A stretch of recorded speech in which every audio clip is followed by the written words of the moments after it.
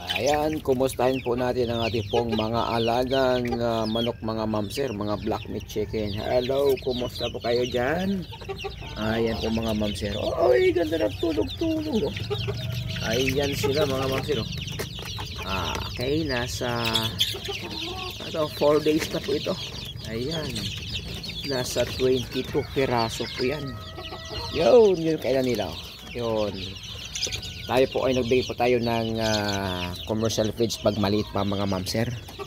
Ayan, check muna natin yung kabila.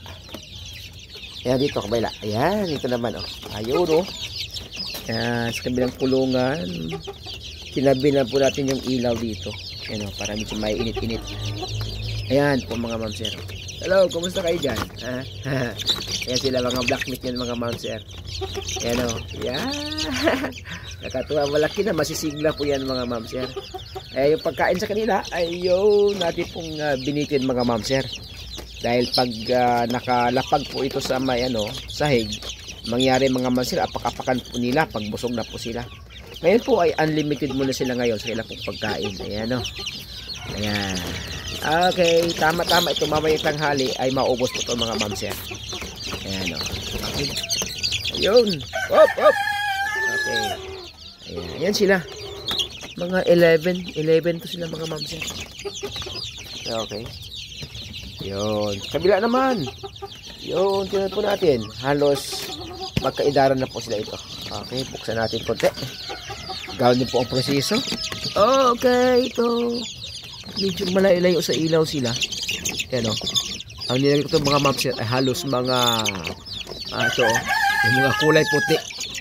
Pero may nahalo ditong isang itim at saka talisain isa. Ayan o. Ang cute nila. Okay. Okay. Ang proseso mga mamser ganoon din. Naka wet feeding po sila. Ayan. Okay. Kumusta kayo dyan? Okay.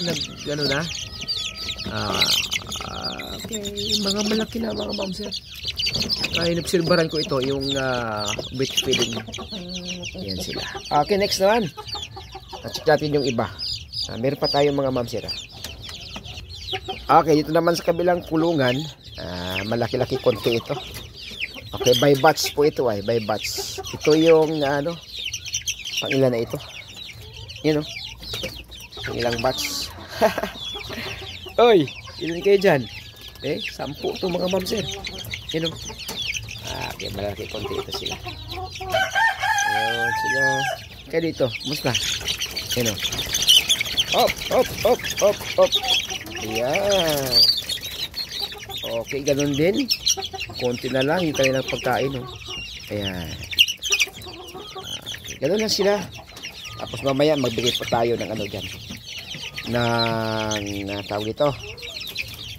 Tubig. Inom na sila. Okay, isa naman sa kabilang kulungan, tingnan po natin. Kayo naman. Medyo malaki-laki naman ito.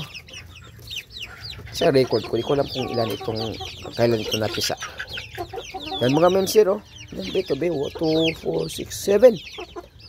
7, ganda na kulay ito mga mamsir. Ayan, mga black meat ito, lahat. Upuan mo yung pagkain nyo dyan. Wala na, okay. Ang mga mamsir, ito ay gawa ko lang ito sa simento po ito. Nilagyan ko ng dito, tali para di nila apakan. Ayos, di ba? Ayan.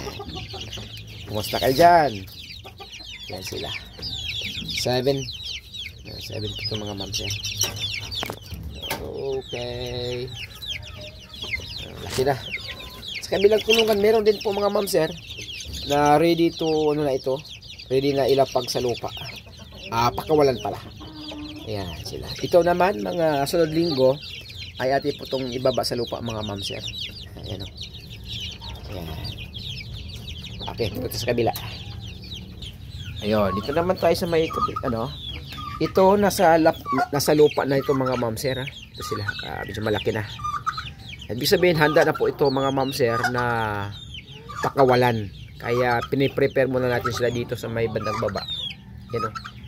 Ayan mga mamsir. Ilan kayo dyan? 7 sila mga mamsir. Nandito. Abe to ano, 8.